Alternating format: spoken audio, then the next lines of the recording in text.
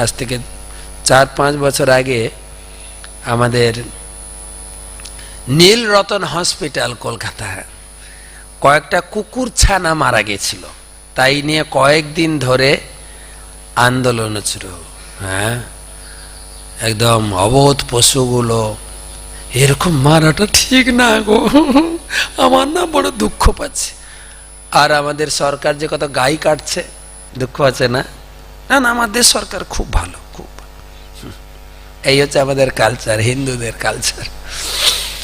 তো এখন কুকুর সমাজ, তাই প্রভুপাদ নাম দিয়েছেন ডগ সোসাইটি।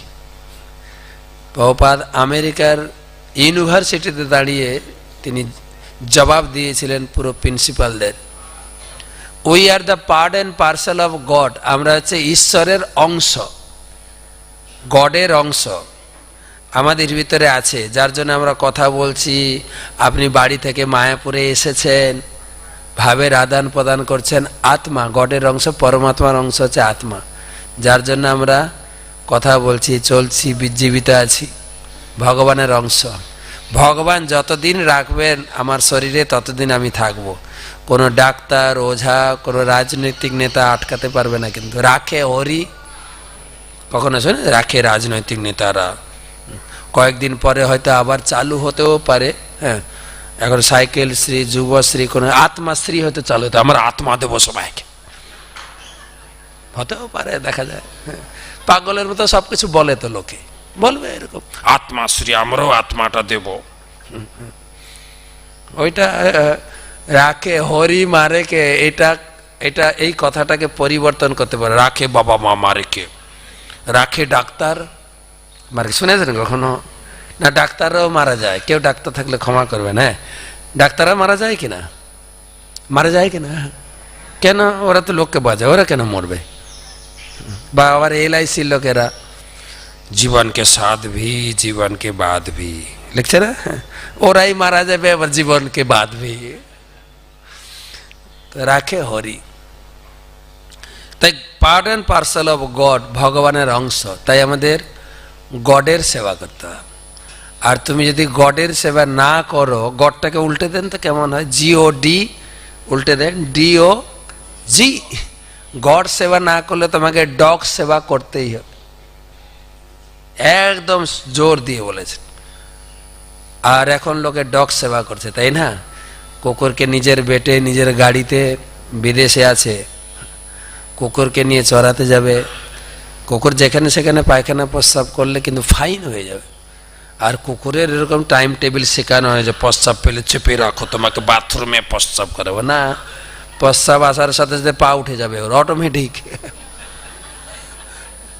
তো এখন লোকেও কুকুরের মতোই, পুরুষ লোকেরা প্রস্রাব করছে কিন্তু কুকুরের মধ্যে, ঠিক না? তো সেই জন্য এক কালচার ভগবদ গীতা থেকে ভগবান দিয়েছেন। ভগবদ গীতা আছে জীবনের একটা ম্যানুয়াল গাইড বুক। যেরকম মোবাইল কিনবেন, কম্পিউটার কিনবেন, আপনি টিভি কিনবেন, এটা চিরকুট দেওয়া হয় কি করে তুমি টিভিটাকে চালাবে, কতক্ষণ চার্জ দেবে, কি মোবাইলটা কত। যদি আপনি প্রথম মোবাইল ব্যবহার করার লোক হন, আপনাকে ওটা পড়তে হবে। কিন্তু কোন বটমে চার্জ দেবো, হয়তো হেডফোনে আপনি চার্জ ঢুকিয়ে দিলেন, কি হবে? আপনি অনেকদিন মোবাইল ব্যবহার করতে করতে শিখে ফেলেছেন, আমাকে আর বলতে হবেন। কিন্তু কাগজ দেওয়া থাকে কিন্তু। আবার আপনি হয়তো সাধারণ ফোন, আইফোন ব্যবহার করতে গেলে আবার চিন্তা করতে, দেখি রে বাবা, নাহলে এত টাকার দামে কিনেছি। তাই ভগবান এই মেশিন বানিয়েছেন। এই মেশিন মা বাবা বানায়নি, কিন্তু এই মেশিন কে বানিয়েছে? ভগবান। তাই যেরকম এই বিল্ডিং তৈরি হয়েছে, এখানে ইট, সিমেন্ট, রড, বালু আছে, আরও তো অন্য জিনিস আছে, কমপক্ষে 4-5টা মূল উপাদান আছে। তো কোনো ইঞ্জিনিয়ারকে আপনি ডেকেছেন, 5টা উপাদান কিনে দিয়েছেন, ইট, সিমেন্ট, রড, বালু, পাথরকুচি কিনে দিয়েছেন, আমাকে আমার মতো করে একটা বিল্ডিং বানিয়ে দাও। তো ইঞ্জিনিয়ার বিল্ডিং বানিয়েছেন, বিল্ডিংয়ের মালিক কে? ইঞ্জিনিয়ার না আপনি? আর বাংলায় বলছে তো, হ্যাঁ উত্তর, হ্যাঁ আপনি কিনে দিয়েছেন। ভগবানও বলছেন এই শরীরে 8টা উপাদান আছে, 5টা মূল উপাদান আছে, ভূমি, অপ, অনল, বায়ু। আমার নাম হচ্ছে ভগবান। ভ মানে ভূমি, যেখানে তুমি বসে আছো, এটা আমি তৈরি করেছি, তুমি তৈরি করনি। তুমি হয়তো টাকা দিয়ে ঘিরে বাড়ি করেছো, তাও তোমাকে বেশিক্ষণ থাকতে দেওয়া হবে না, ওই 60-70 পরে হাঁটা এখান থেকে। ভূমি, ভ মানে ভূমি, গ মানে গগন, আকাশ আমি তৈরি। এই নীল আকাশের নিচে এত আনন্দ করছি, এই আকাশটা তোমার না, এই আকাশটা আমি বানিয়েছি। ভতে ভূমি, গতে গগন, বতে বায়ু, এই যে হাওয়া খাচ্ছি না, এটা তোমার বানানো না। আমরা হিন্দু লোকেরা বলে যে আমি ভগবান টগবান মানি না, আমি নিজে ইনকাম করে খাই, বলে না? কিন্তু বলেন তো, জন্মগ্রহণের পরে আপনি চাকরি করছেন, ব্যবসা করছেন, নাকি না ছুটে দৌড়াচ্ছে? আপনার ইনকাম শিখতে লেগে যায় 25-30 বছর। তার আগে কে খাইয়েছে? আপনি বলেন বাবা মা খাইয়েছে। জন্মের সময় কে খাইয়েছিল? বাবার ইনকাম খেয়েছেন যখন আপনি জন্মগ্রহণ করেছিলেন? ভগবানের দেওয়া মায়ের দুধ, আর মা যখন উল্টাপাল্টা খাওয়ানো শুরু করেছে, দুধ বন্ধ, খাও, মা যা খাওয়াচ্ছে খাও। তাও আবার আমার ইনকাম দিয়ে চাল ডাল তরি তরকারি আনাজ কিনে খাই, কিন্তু ওগুলো না খেয়েও আমরা অনেক করে বেঁচে। দেখুন, কালকে রাত্রে মনে হয় আপনারা খেয়েছেন, কালকে রাত ধরো 9টা থেকে এখন বাজে 9টা বাজতে দেয়, 12 ঘন্টা হয়তো কিছুই খাননি, ঠিক তো না? সকালে উঠে খেয়েছেন? মিথ্যা কথা বলেন কেন? হাওয়া খেয়েছেন, যেটা গীতা কোর্স দেয়নি, বা আপনিও কিনে খাচ্ছেন না। কে খাচ্ছে? ফ্রি আছে, কিনে খাচ্ছেন? বলুন তো, খাওয়া দাওয়া না করে 12 ঘন্টা বেঁচে আছেন, নিঃশ্বাস না নিয়ে কতক্ষণ থাকবেন বলেন? কখনো চিন্তা করেছেন? যদি ভগবান নাকের উপরে মিটার মেশিন বসিয়ে ছাড়তেন যে এখন হাওয়াটা খাও, যখন ইনকাম করতে পারবে না তখন মিটাও। এখন যদি ভগবান আপনাকে বিল পাঠায়, মেটাতে পারবেন তো? না না। আমাদের সরকার তো বলছে এই দিচ্ছি, ফ্রিতে রেশন দিচ্ছি, এই শ্রী ওই শ্রী, বা দিল্লির দাদা বলছেন আমি আয়ুষ্মান দিচ্ছি। একদম ডাহা মিথ্যা কথা। বলে তোমার নিজের ভরণ পোষণ চলে না, ভগবানের উপর নির্ভর করতে হয়, তুমি কি দেবে? শুধু নিজে ভোট পাওয়ার জন্য লোককে ভুল বোঝায়। আমাদের বুঝাক না একটু। আর আমরা কিছু বুঝি না, সে হ্যাঁ ঠিক আছে, কিছু তো পাচ্ছি, ঠিক আছে। আমাদের সরকার খুব ভালো, খুব ভালো। আরে রাখে হরি, ওইসব যদি রেশনশ্রী, খাদ্যশ্রী, তারপরে আয়ুষ্মান শ্রী না পাই, আমরা বাঁচবো না? বাঁচবো, হ্যাঁ কি না? ভগবান জন্ম দিয়েছেন, ভগবান জন্ম দিয়েছেন, যিনি আহার দিয়েছেন তিনি। আপনি না হয় ইনকাম করে খান, পশু পাখি তারা না পড়াশোনা করে, না পার্থদার পিছনে ছুটে চাকরি পেতে, না অনুব্রত দাদার পিছনে ছুটে। তারা তো পড়াশোনাও করে না, চাকরিও করে না, তারা বেঁচে আছে কিনা? কোন সরকারকে শুনেছেন, রাজ্য সরকার কি কেন্দ্র সরকার, যে এই দেশে এত পিঁপড়ে রয়েছে জানেন, পিঁপড়িদের খাবার এখন কেউ দিচ্ছে না, 2000 কোটি টাকা বরাদ করলাম, এই কার্তিক মাসে গুড় খাওয়ানো হবে পিঁপড়েকে। শুনেছেন কখনো? শুনেছেন? হ্যাঁ না।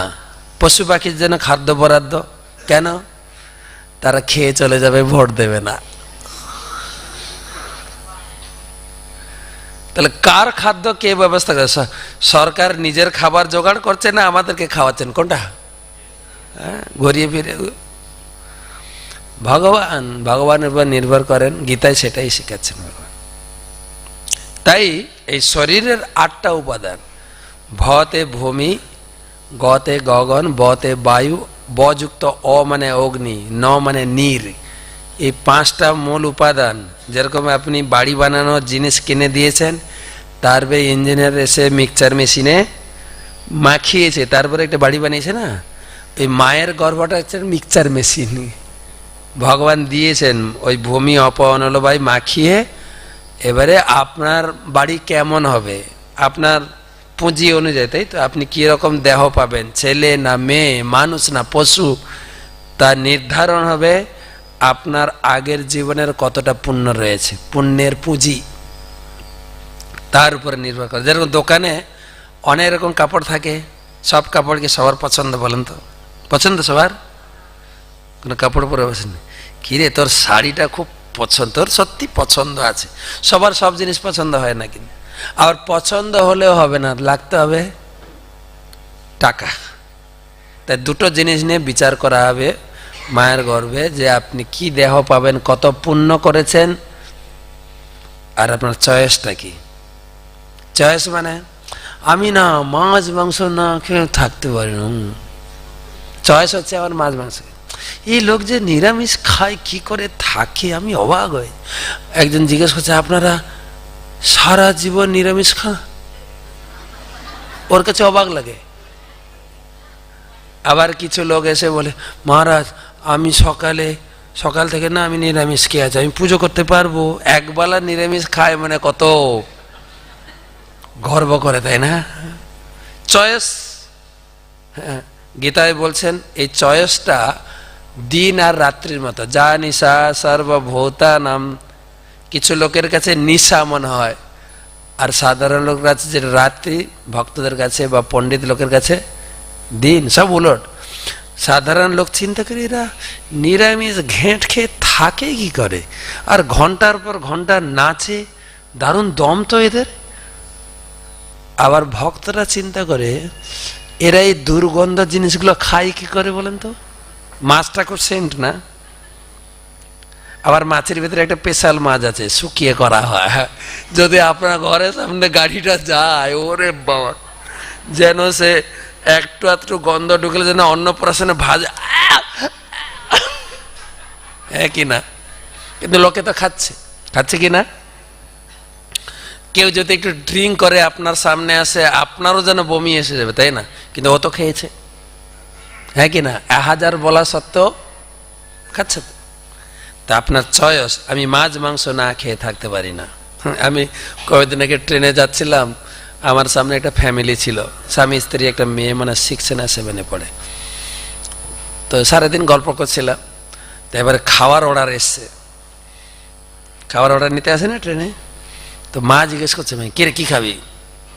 আজকে মহারাজ আছে, নিরামিষ খা। মহারাজ সামনে তুমি আমিষ খাবে কি করে? তো 3টা খায় লোকে, মাছ মাংস ডিম, 3টা 3 বেলা না খেলেই চলে। তার একটা চয়েস আছে, ঠিক আছে? আমাদের একজন গুরুদেব বলেন, রোজ রোজ আন্ডা মানে আন্ডা ডিম, রোজ রোজ আন্ডে জম মারেগা ডান্ডে। মৃত্যুর পরে জম মারেগা ডান্ডে। তো চয়েস অনুযায়ী, আমার কর্মের পুঁজি অনুযায়ী আমি দেহ পাবো। তাই শাস্ত্র শিখাচ্ছেন, লাইফ লাইক এ নোটবুক। গীতায় ভগবান বলছেন জীবনটা একটা এই নোটবুকের মধ্যে। নোটবুক আছে না, এর ফার্স্ট পেজ আর last page written by God. প্রথম পাতা এবং শেষ পাতা ভগবান লিখে পাঠিয়েছেন। প্রথম পাতাতে আছে জন্ম তারিখ লেখা আছে, শেষ পাতাতে কি থাকবে? সোজা হিসাব, কিসেতে কি থাকবে? মৃত্যু তারিখ লেখা আছে। এমন নয় যে আপনি ভেলোর গেলে 1 মাস বেঁচে যাবেন, না, অত সোজা না। যে আমি, যারা গরিব লোক তারা না হয় মরবে, আমরা উন্নত চিকিৎসা করবো, অ্যাপোলো আছে, অ্যাপোলো না সারলে ভেলোর যাবো। কখনো শুনেছেন ভেলোর থেকে বেঁচে এসছে লোক? না, বরং লোকে ভেলোর যায় কেন সেটাই আমি বলতে পারি, এর সিক্রেটটা বলতে পারি। ভগবান কেন সবাইকে ভেলোরে পাঠাচ্ছেন? ভগবান পাঠাচ্ছেন, কিন্তু ভগবান জানেন তো। আমরা প্রথমে স্টার্ট করি অ্যালোপ্যাথি, হোমিওপ্যাথিক। অ্যালোপ্যাথিকে না রিয়াকশন আছে, আমরা কি খাবো? প্রথমে স্টার্ট হয় ফোঁটা ফোঁটা দিয়ে, ব্যাস চলে। যখন হোমিওপ্যাথিক কাজ করে না তখন অ্যালোপ্যাথি। ঠিক বলছি কিনা? সিরিয়ালটা দেখবেন। অ্যালোপ্যাথি খেতে খেতে শরীর আর টানছে না, এখন নেচারোপ্যাথি এসছে। নেচারোপ্যাথি জড়িপুটি এখন বেশি চলে না, আর জড়িপুটির দাম, যারা খুব হাই ফাই লোক আয়ুর্বেদিক চিকিৎসা, সাধারণ লোক আয়ুর্বেদিক চিকিৎসা করতে পারে না। আয়ুর্বেদিক আছে তো প্রথমে হোমিওপ্যাথি, তারপরে অ্যালোপ্যাথি, তারপরে নেচারোপ্যাথি। কোনোটা যখন কাজ না করে তখন লোকে যায় ভেলোরে। ভেলোরে কে আছে জানেন? তিরুপতি ভগবান। ও তিরুপতি ভগবানের কাছে শরণাপন্ন হয়ে গিয়ে, শুনেছেন তিরুপতির নাম? জাগ্রত ভগবান। যা বলবেন, যা আপনি কন্ডিশন করবেন সব পাবেন, কিন্তু যা কন্ডিশন করবেন তা আপনাকে দিতে হবে, না দিলে কিন্তু ছাড়বে না। যা কন্ডিশন করবেন পাবেন। তিরুপতি, তিরুপতি মানে ভগবান, ঠিক আছে? প্রথম হচ্ছে হোমিওপ্যাথি, অ্যালোপ্যাথি, নেচারোপ্যাথি, লাস্টে তিরুপতি, ওই হচ্ছে ভেলোর। ভগবানের শরণাপন্ন, যার নাম আছে বালাজি। বালাজি মানে বাল ভগবান, কৃষ্ণমূর্তি। বালজি, যেরকম বলে না গোপালজি, হ্যাঁ, বৃন্দাবনে আছে বাঁকে বিহারী জি, সেজন্য বালজি, তাই বলা হয় বালাজি। ভগবানের গোপাল মূর্তি। সেখানে লক্ষ লক্ষ লোক যায় শুধু বিজনেসের শেয়ার করানোর জন্য। ভগবান, আমি এই বিজনেসটা চালু, এই কোম্পানিটা চালু করতে যাচ্ছি, এই দোকান খুলতে যাচ্ছি, তোমার 20% শেয়ার, আমার 80%। এবারে লাভ যা হবে, কত পার্সেন্ট? ধরো 1 লাখ টাকা লাভ হলো, মাসে কত টাকা ভগবান পাবেন? 20,000 টাকা মিটিয়ে দিতে হবে। কিন্তু নাহলে অপেক্ষা করবেন, বছরে কত টাকা হবে? 2.5 লাখ টাকা, 2,40,000 টাকা। যদি না মিটান ধরবে আপনাকে, হয় একদম হিসাব নিকাশ বালাজি। তো যাই হোক, life like a notebook, first page, last page written by God. First page is birth, last page is death, লেখা আছে। সেন্টার পেজেস আর এমটি, মাঝখানের পাতাগুলো খালি আছে। ভালো কর্ম, পুণ্য কর্ম দিয়ে ভরে দিন, এটাই সঙ্গে যাবে। আমাদের লোকে বলে খালি হাতে এসেছি, আর বলেন কিছু, খালি হাতে যাব। হ্যাঁ, এটা একদম মিথ্যা কথা। তাই মিথ্যা কথা শুধু না, ডাহা মিথ্যা কথা। আমরা এসেছি ভাগ্য নিয়ে, হাত মুঠো করে জন্মগ্রহণ করেছি, এসেছি ভাগ্য নিয়ে। সবার ভাগ্য সমান না তো।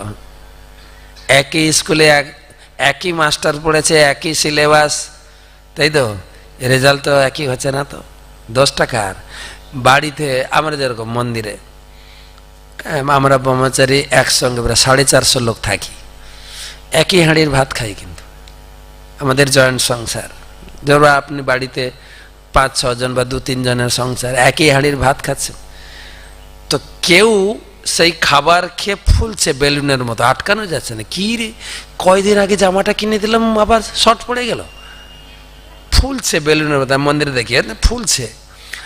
আবার সেই ভাত খেয়ে কেউ, কি রে তোর গায়ে হাড় টাড়গুলো দেখা যায় একটু জমছে না কেন, হচ্ছে কি না? না, কাকে দোষ দেবেন? হাঁড়ির ভাত খেয়ে না রাঁধুনিকে দোষ দেবেন? কাকে দোষ দেবেন বলেন না? আমার ভাগ্য।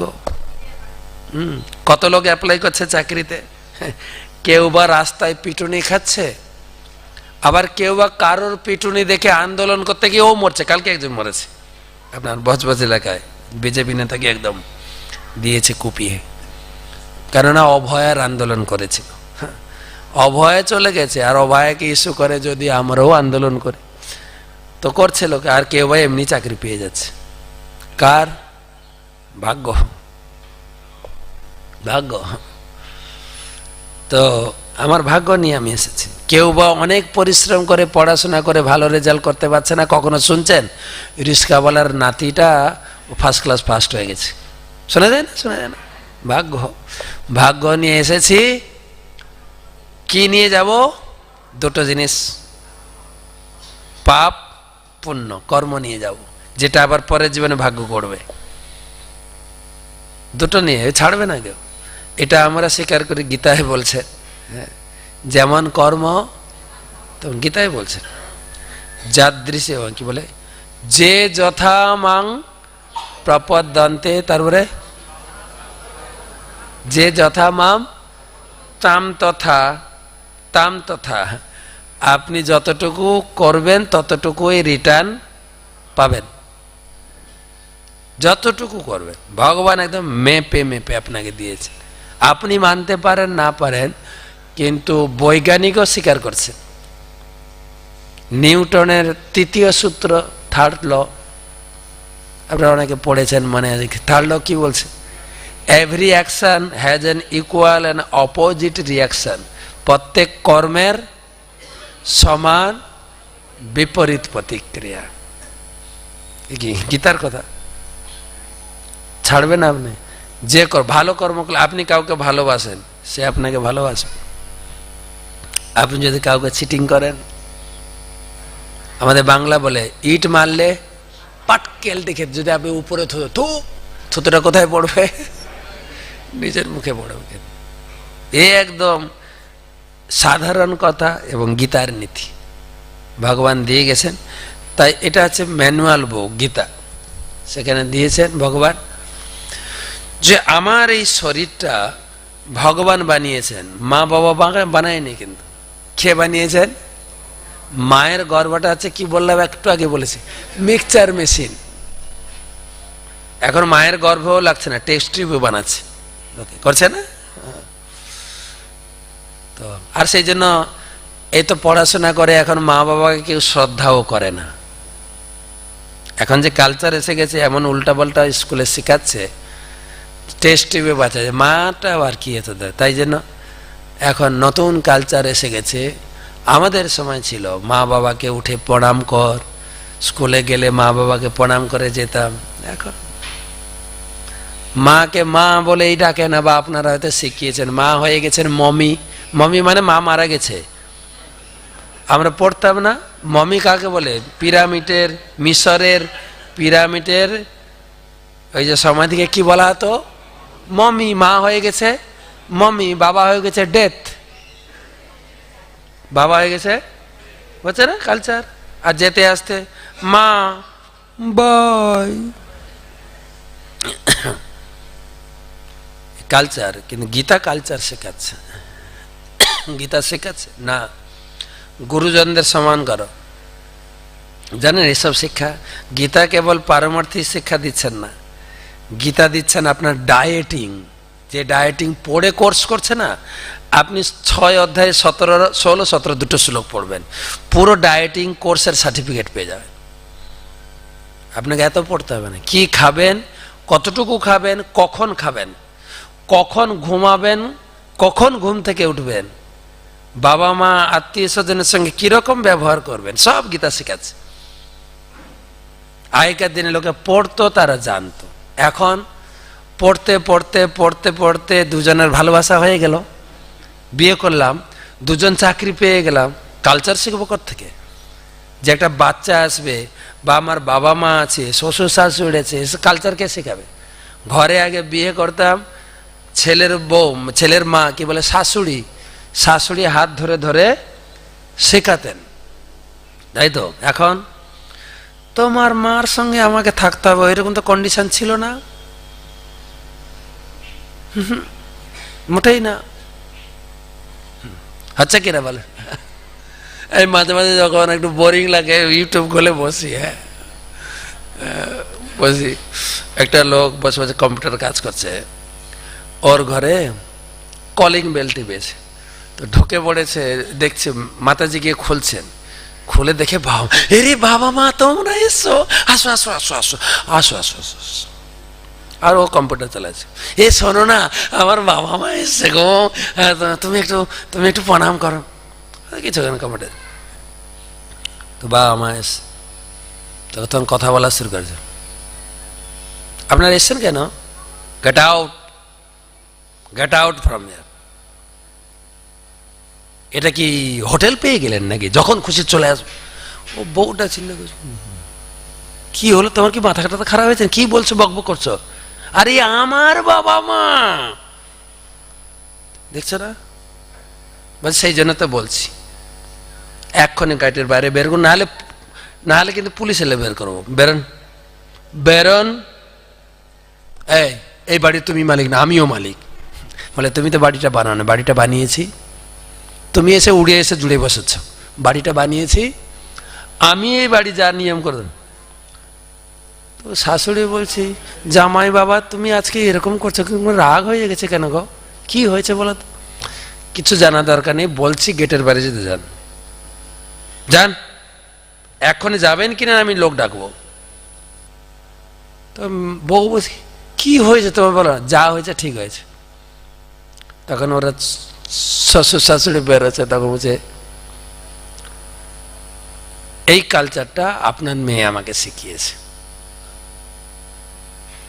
আপনাকে আমি নিজে মা বাবার মতো শ্রদ্ধা করি।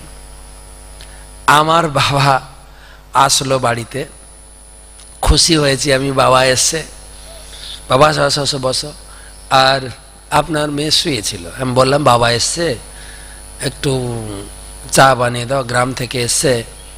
হ্যাঁ আমি পারবো না, যখন তখন তোমার বাবা চলে আসবে, আমি কি কাজের মেয়ে নাকি? আরে এত জোর, আস্তে আস্তে কথা বলো, বাবা শুনতে পাবে। শোনো তো কি হলো, ওর কোনো আক্কেল বিচার নেই, যখন তখন চলে আসবে। ওর বাবা শুনছে, তো কে শিখিয়েছে? এখনকার দিনে মেয়েরা তাই, কার কাকে পাত্তা দেয়, বিয়ে হয়ে গেছে শ্বশুর বাড়িতে, কার কার কথাই চলে, মা। আর মারাও তাই, আপনারা হ্যাঁ মেয়েকে ছেড়ে দিয়েছেন, মেয়েকে এখান থেকে কি রে দুপুরে কত চাল নিয়ে রান্না করছিস, শাশুড়িকে জিজ্ঞেস করে না, কাকে জিজ্ঞেস করে? মা ধোকা সব যেটা কি করে রান্না করে, বোনো না মা, বোনে গেতি, কাকে জিজ্ঞেস করবে? যেহেতু গীতা ভাগবতম পড়ে না, গীতা ভাগবতম পড়ুন, কালচার শিখুন, ছেলে মেয়েকে কি করে যত্ন নেবেন। ঘুম থেকে উঠে ফার্স্ট কালচার গীতায় বলছেন, 17 অধ্যায় 15 নম্বর শ্লোক, ভগবান বলছেন, প্রতিটা শ্লোক কেবলমাত্র আমার জীবনের শিক্ষার জন্য। ডায়েটিং, কখন ঘুমাবো, কখন ঘুম থেকে উঠবো, আমি আমার বাবা মার সঙ্গে ছেলে মেয়ের সঙ্গে কিভাবে আচরণ করব, কে শেখাবে? গীতা। ঘুম থেকে উঠে দেবদ্বিজ গুরু প্রাজ্ঞ পূজনম শৌচম আর্জবম, ঘুম থেকে উঠে প্রথমে ইষ্টদেবকে প্রণাম করবে। আমরা করি না করি, অন্য ধর্মের লোক করে। আমরা ঘুম থেকে উঠে একটু ঠাকুরের ঘন্টি বাজিয়ে আরতি করলে হিন্দু লোকদের কানে খুব লাগে গো, এটা কি রে, একটু ঘুমাতে দেবে না, এটা কি আজব লোক, সব থানায় গিয়ে কমপ্লেন করব। আর ওরা যখন মাইক বাজিয়ে আওয়াজ করে, হ্যাঁ অন্য ধর্মকে সম্মান করা উচিত, হ্যাঁ কি না? হ্যাঁ, কেন আমার ধর্মটাকে করি না, আমি ধর্ম সম্বন্ধে জানি না, গীতা আমি পড়ি না। আমরা সবাইকে বলি সব ধর্ম সমান, সবাইকে সম্মান করা উচিত। কোন একজন ইসলাম ধর্মের লোককে শুনবে না, ও বলবে সব ধর্মের সমান, কেটে ফেলবে ওকে। জানেন একজন ব্যক্তি বলেছিল, ইতিহাস পড়ে দেখুন, একজন মুসলিম লোক বলেছিলেন সব ধর্ম সমান, তাকে পয়জন দিয়ে মারা হয়েছে। নাম জানেন? কাজী নজরুল ইসলাম কবিতা লিখেছিলেন, একই বৃন্তে দুটি কুসুম, হিন্দু মুসলমান।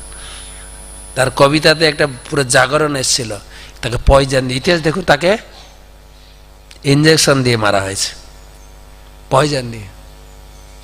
কেন? তারা জানে নিজের ধর্মটা বড়, তারা পড়াশোনা করে। তা আমরা ধর্ম নিয়ে চর্চা করি না। আমাদের আগে ছিল 700 বছরের ইসলাম শাসন, তখন আমাদের সিলেবাস থেকে ধর্মচর্চা তুলে দেওয়া হয়েছে, মোগল শাসন। তারপরে এসে ব্রিটিশ শাসন, তারপরে এসে আমাদের মোদি শাসন কি দিদি শাসন, যা চলছে। এখন আমরা কোন শাসনে চলছি বলেন তো? ব্রিটিশ শাসন। প্যান্ট শার্ট পরবো, হাই বা হাই। আমাদের ছেলে মেয়েরা বাংলা বললে ভালো লাগে না, কি বলবে? ড্যাড বলবে, বাবা বললে অত ভালো লাগে। বাবা কি রে, পুরানো কথা, এখন বলবে ডেট, দারুণ লাগে কিন্তু। হ্যাঁ, তো খ্রিস্টান শাসন চলছে আমরা, আর আমাদের ছেলে মেয়ে খ্রিস্টান স্কুলে যদি পড়ে, তাই আমাদের ধর্মটা ভুলে গিয়ে এখন কোন শাসন চলছে? কোন শাসন? আমাদের বাংলার বাঘ, যাকে নিয়ে আমার স্কুলে পড়েছি, যাকে নিয়ে স্কুলে পড়েছি, বাংলার বাঘ কি নাম যেন? আশুতোষ। তিনি বিদেশি পোশাককে ট্রেন থেকে ছুঁড়ে ফেলে দিয়েছিলেন।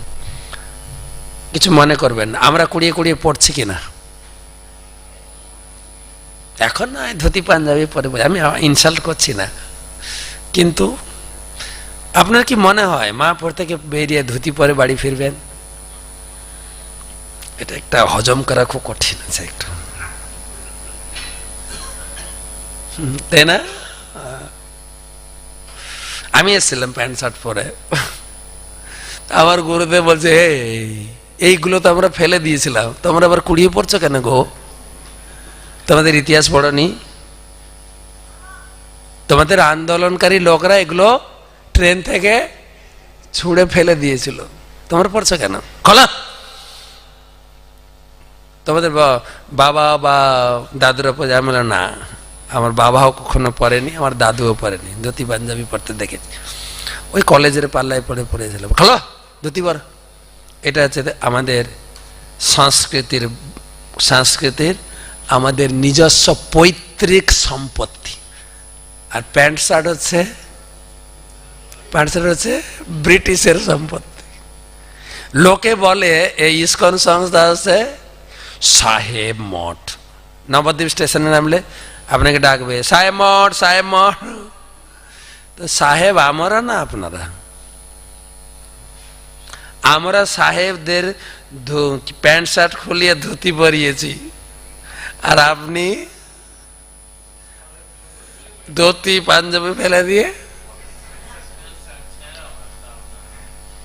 তা আবার এখন পড়ছে ছেঁড়া। এখানে ছেঁড়া, সত্যি পুরানো ছেঁড়া কাপড়, এখানে ছেঁড়া দেখে।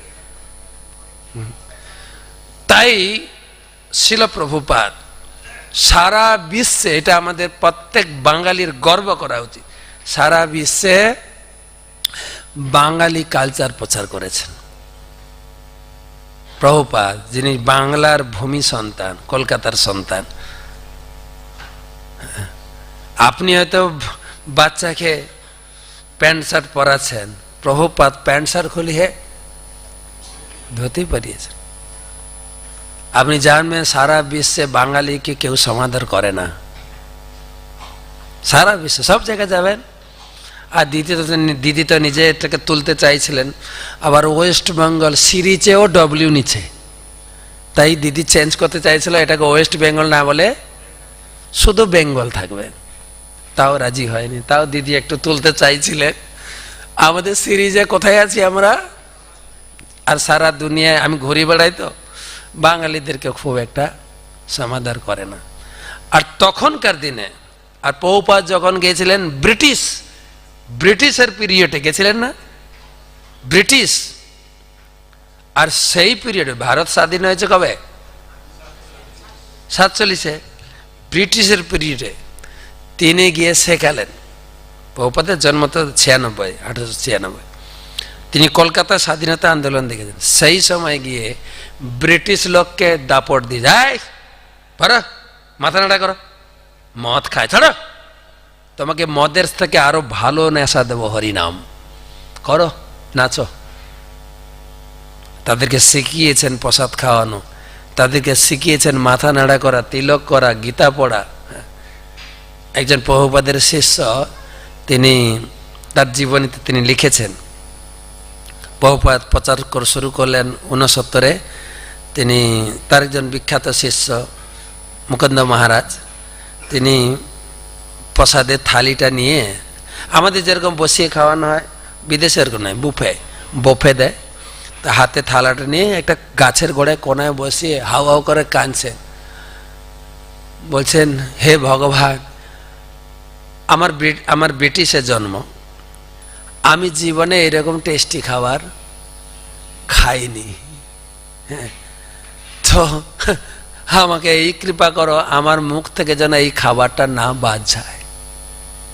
প্রসাদ টেস্ট পেয়েছেন, তাদেরকে টেস্ট দিয়েছেন। আমারও তো মাছ মাংস ছাড়ার কথা বললেন, তারপরে আমাদের মাছ মাংস চালু থাকলে মনে অনেক ভক্ত বাড়তো মনে হয় না, আর তাছাড়া চাটাও চালু রাখলে মানে আরো বেড়ে যেত। লোকে জিজ্ঞেস করে মাছ মাংস না হয় বুঝলাম, চাটার কি দোষ বলেন তো? চা কি আমিষ নাকি? বলে লোকে। বিদেশে যখন নিয়ম চালু করলেন প্রভুপাদ, অবৈধ সঙ্গ বর্জন, নেশা বর্জন, জুয়া খেলা বর্জন আর দ্রুত ক্রীড়া বর্জন, যখন তিনি এই নিয়ম চালু করলেন সবাই হাসছে। কি বলেন স্বামীজি, এই চারটাই হচ্ছে আমাদের আধার, এই চারটাই হচ্ছে আমাদের। এখানে হয়তো আপনাকে মদ খেতে গেলে লুকিয়ে নিয়ে গিয়ে খেতে হয়, যদিও মদের দোকান লাইসেন্স আছে, কিন্তু আপনার তো লাইসেন্স নেই। আপনাকে খেতে গেলে হয়তো খেয়েছেন কিনা জানি না, মোটামুটি শিখিয়ে দিচ্ছি, প্যাকিং করে ভরে ব্যাগে নিয়ে গিয়ে লুকিয়ে খেতে হবে, তাই তো নাকি? ওখানে মা ঢেলে দেবে। আমি ঘুরেছি, লন্ডন গেছি, ব্রিটিশে গেছি, দুই নদীর পাশে বড় বড় দোকান, দোকানের নাম হচ্ছে পাব শপ। পাব মানে পাবলিক শপ, পিউবি। আমি বলি পিউপি লিখে দিলে ভালো হতো, পাব দোকান নামটা ঠিক আছে, কিন্তু টেমস নদীর দুদিকে বিশাল বিশাল দোকান। তো সোম থেকে শুক্রবার প্রায় খালি চলে, শনিবার দিন ভিড়টা জমে। শনিবার দিন আচ্ছা করে একটু ড্রিঙ্ক করে, আর রোববার দিন ছুটি, ঘুম। শনিবার সুখীবার মধুমাখা রবিবার। অন্যান্য দিন খায় না, শুয়ে পড়লে অফিস কামাই হয়ে যাবে, তো বেতন কাটা যাবে, চাকরি চলে যাবে। সেদিন খায় কবে? শনিবার হাফ ছুটি, গিয়ে প্রচুর ভিড় খায়। আর রবিবার দিন ঘুম থেকে উঠবে একটা দুটো, ঘুম কি সুখের দিন। মুখ পড়া সোমবার আসে কেন বারবার। তো খায়। ওই জন্য আমাদের ক্ষেত্রে এটা লুকোচুরি হতে, ওদের বাথরুমে জল পাবেন না। আমি বাথরুমে গেছি, পায়খানা ট্যাপ দেখছি না তো, এখানে বাথরুমে কার্পেট বিছানো আছে, হিটার মেশিন বসানো আছে, তা আমি পায়খানা করে শৌচ করবো কি করে? থাক, অভ্যাস নাই। বাইরে এসে কি হয়েছে মহারাজ, শৌচ করবো, টিস্যু। তারপরে পায়খানা রুম থেকে বেরিয়ে স্নান করব, তো ট্যাপে জল পড়ছে না, ছিটছিট করে দু ফোঁটা জল। ওই দেশে জল খুব শর্ট, বাইরে যেখানে সেখানে ট্যাপ পাবে সব টিস্যু। আমরাও টিস্যু ধরেছি কিনা, টিস্যু ধরেছি কিনা? হ্যাঁ। আর টিস্যুর উপরেও গীতা বলছেন, টিস্যুর কথাও আছে কি? বলবো বলবো এটা বলে শেষ করছি। আমি একটু মন্দিরে যাব ক্লাস শুনতে।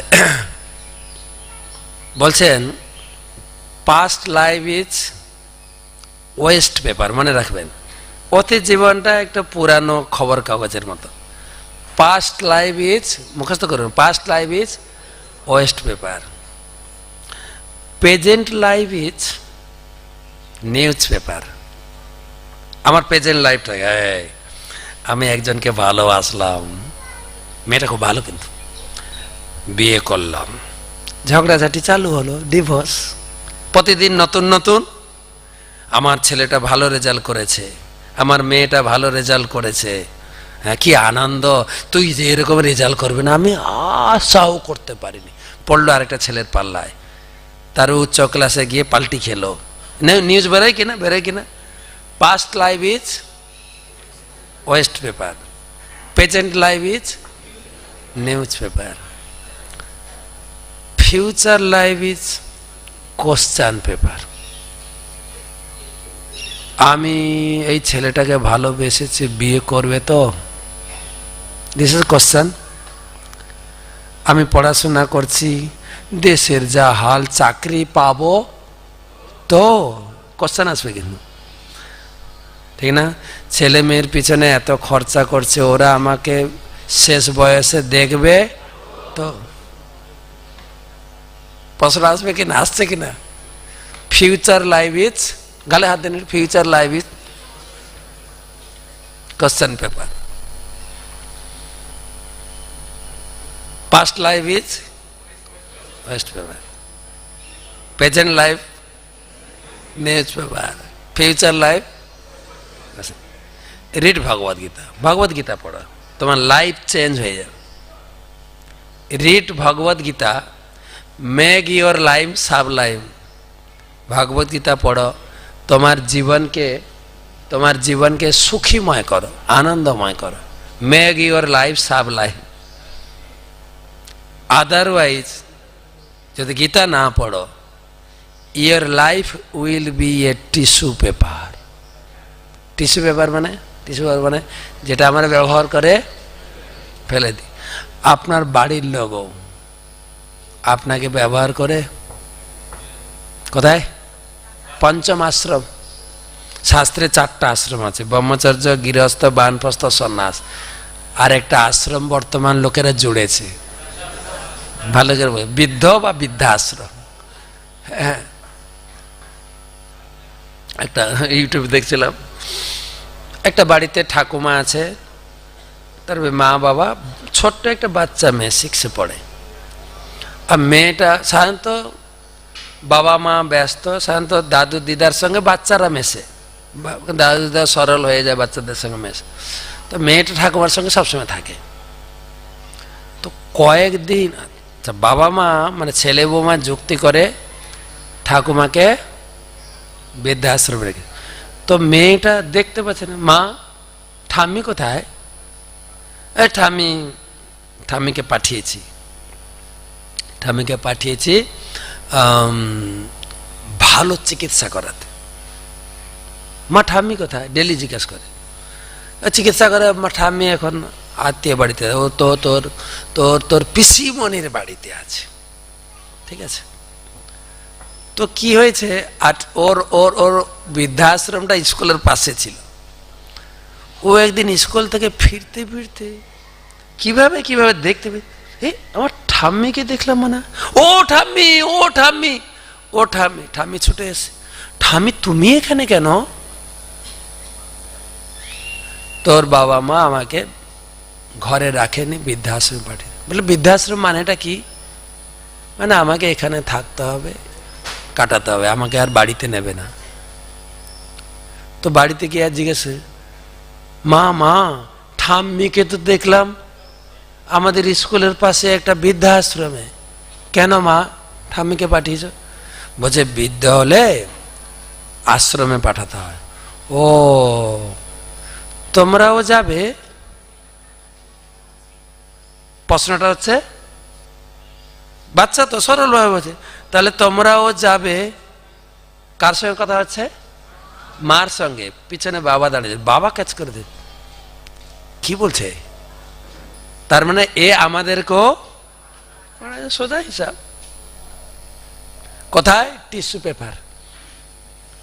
আপনি রেডি থাকেন, যদি ঠিক গীতার শিক্ষার অনুযায়ী জীবনকে না চালাতে পারি, কোথায় যাব? Tissue paper. এখানে না, ঘরে যাও, বৃদ্ধাশ্রম। তাই ভগবদ গীতার কালচার আমরা শুরু করেছি। আপনাদেরকে ধন্যবাদ জানাই। আপনারা আশা করি এই গীতার জ্ঞানে লাভবান হয়েছেন। হ্যাঁ না, যে যার যতটুকু সুবিধা সেইভাবে গীতার জ্ঞানকে নিজের জীবনে প্রয়োগ করুন। গীতার জ্ঞান মানে এই নয় যে আপনি সব কিছু ত্যাগ করে কৃষ্ণের কাছে এসে আমার আর না কোনো কিছু ভালো লাগে না। গীতা কর্তব্য পরায়ণ শিখিয়েছেন। হ্যাঁ, যার যেটা কাজ, আপনি যে যেখানে আছেন থাকবেন। আপনি যদি চাকরি করেন, ব্যবসা করেন, ভগবান যা আপনাকে দিয়েছেন চাষবাস ভালো করে করুন। ব্যবসা করবেন, একদম ভালো করে ব্যবসা করবেন। চাকরি করবেন, ভালো করে চাকরি করবেন। চাকরির টাকা দিয়ে আপনি ভগবানের সেবা করবেন, কিন্তু ডিউটি একদম পাক্কা ডিউটি। এমন নয় যে চাকরি করতে গিয়ে গীতা পড়ো, কি গো আমার ভালো লাগে না। গীতা পড়লে তো আপনার বেতন পাবেন না। তো আপনাকে ভগবান ডিউটি দিয়েছেন, ডিউটি ভালো করে করবেন। ভগবান শেখাচ্ছে, ঠিক আছে, একটু ফাঁক নেই না। সবাইকে কাজে লাগিয়ে দিয়ে হরে কৃষ্ণ হরে কৃষ্ণ করলে সব হয়ে যাবে না। গীতা এরকম শেখায়নি। কিন্তু আমরা 9টা পর্যন্ত মন্দিরে বসে জপ করি, পাঠ শুনি। 10টা থেকে সবার ডিউটি ভাগ করা আছে। 8 ঘন্টা 6 ঘন্টার ডিউটি পাক্কা একদম। আপনি কারোর সঙ্গে গল্প করতেও পারবেন না, ঘাড় ঘোরাতেও পারবেন। প্রত্যেকে আমাদের এই 10টা থেকে চালু হবে, একটা পর্যন্ত একদম রেজিস্ট্রির খাতা অ্যাটেন্ডেন্স দিয়ে কাজ করতে হবে, পাক্কা ডিউটি। 10টা একটার সময় ঘরে আসি আমরা, স্নান করে 2টায় খেতে দেয়, খাওয়ার পরে একটু রেস্ট নিয়ে 3:30 থেকে ডিউটি 7টা পর্যন্ত একদম। কখনো কখনো আবার মন্দিরে নিয়ে যায়, কিন্তু রেয়ার। আশ্রম বলে না, যে প্রচুর পরিমাণে শ্রম দিতে পারবে তাকে বলে আশ্রমবাসী। বা আপনারা আমাদের সঙ্গে যাদের পরিচিত আছে দেখতে পাচ্ছেন ভক্তরা কিভাবে খাটছে, বুঝে না? তো ডিউটি ভালো করে কাজ করবেন, বাড়ির গুরুজনদের সেবা করুন। গুরুজন আমরা ছোটবেলায় শিখেছি যে সকালে উঠিয়া আমি মনে মনে বলি সারাদিন আমি যেন ভালো হয়েছে, আদেশ করেন যাহা মোর গুরুজন। গুরুজনদেরকে সম্মান দিন। আর গুরুজনদেরকে সম্মান দেওয়াটা হচ্ছে ইনভেস্ট, বাংলায় কি বলে, সঞ্চয়। গুরুজনকে সম্মান দেওয়াটা হচ্ছে জীবনের কেন কেন আপনি ছোটদের কাছ থেকে পাবেন, একে তো বড়দের আশীর্বাদ পাবেন, আর এটা কি পাবেন, ছোটরা আপনাকে সম্মান করবে। হ্যাঁ কি না? ছোটরা কোত্থেকে শিখবে, কোত্থেকে শিখবে?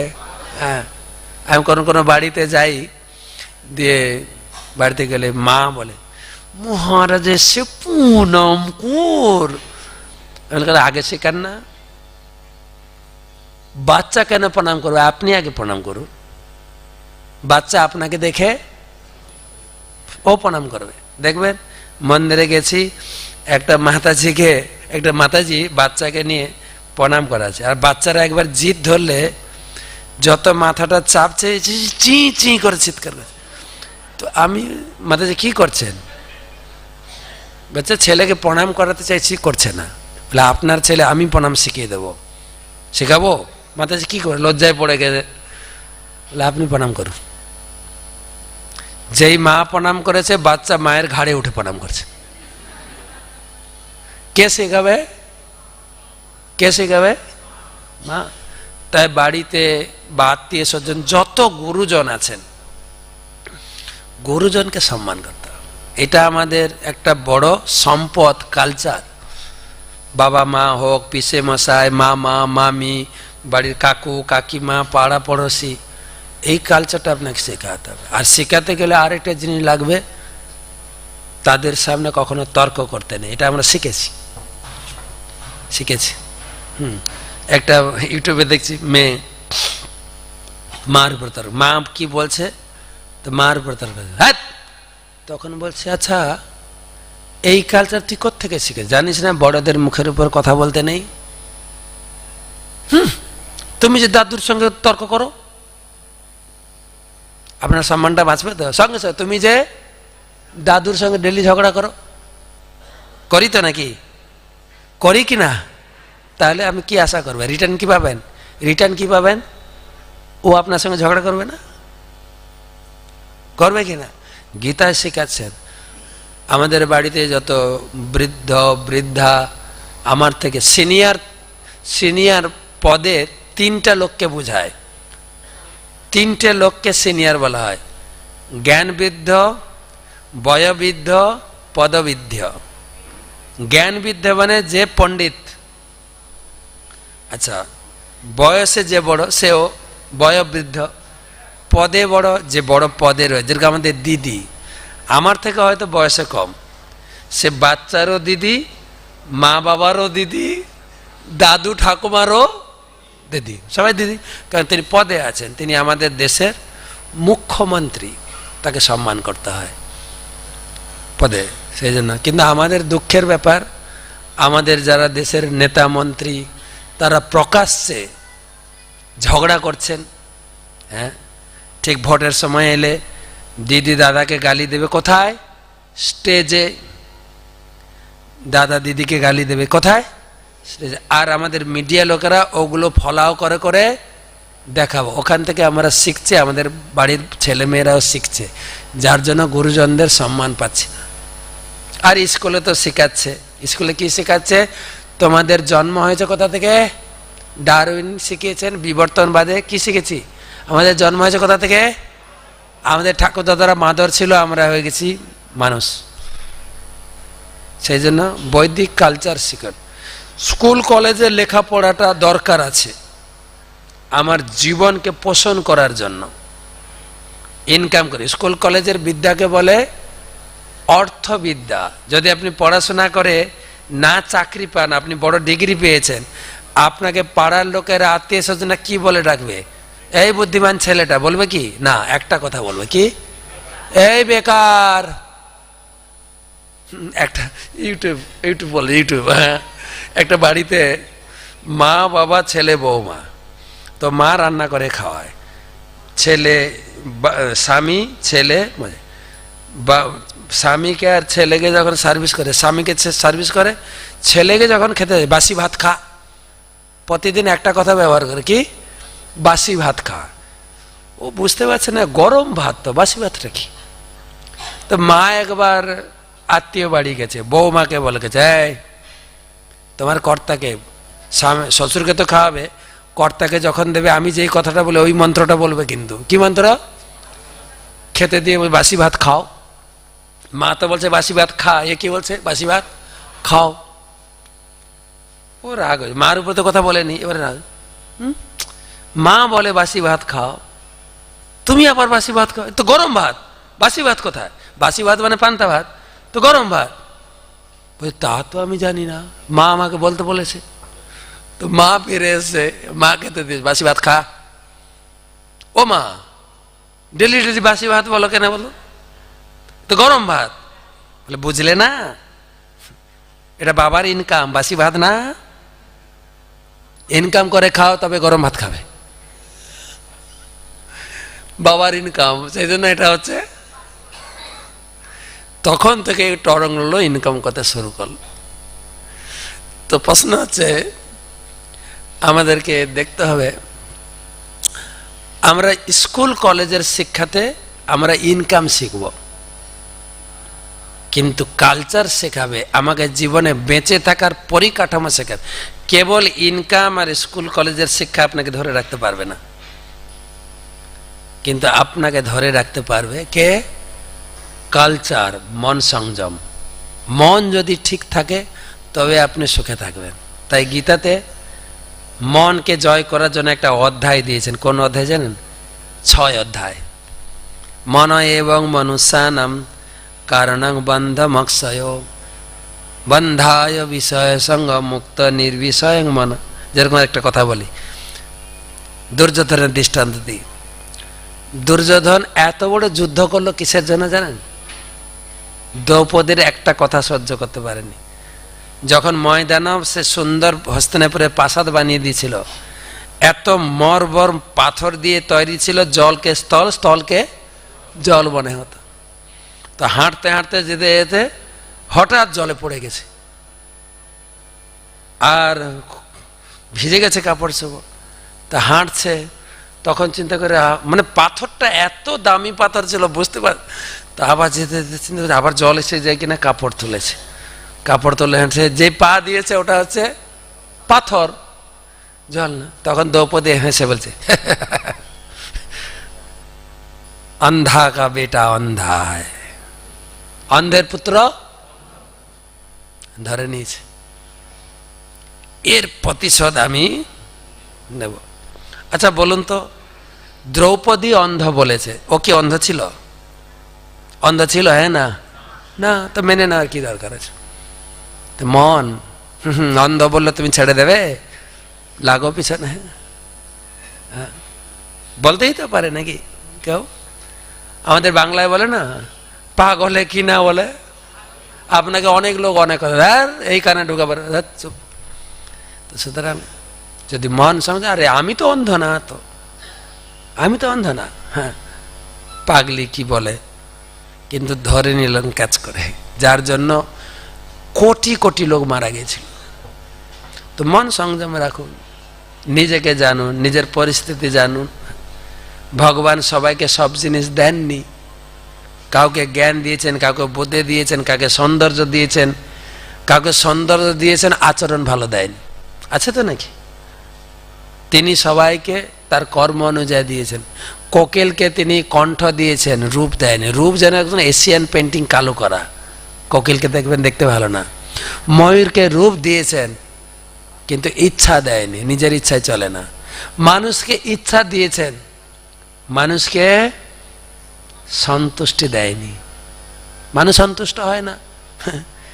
আমাদের দিদি এমএলএ ছিল, আমাদের জগন্নাথ মন্দিরে কলকাতায় স্নান করাতে আসতো, চেয়ারে চুপচাপ বসে থাক। তিনি হয়ে গেলেন এমপি, তিনি হয়ে গেলেন মুখ্যমন্ত্রী। এখন চিন্তা করছে দিল্লিতে না বসলে না জমছে না, আবার দিল্লিতে বসার পরে চিন্তা করবে গিয়ে আমি ট্রাম্পকে হারানোর একবার চেষ্টা করব। মন সন্তুষ্ট হয় না তো কি করবেন বলেন? আপনাকে ভগবান যা দিয়েছেন, চাকরি, ব্যবসা, যা সন্তুষ্ট থাকুন, মন শেখাচ্ছেন আপনার 6 অধ্যায়। তাই গীতার জ্ঞানে তাতেই সন্তুষ্ট থাকুন।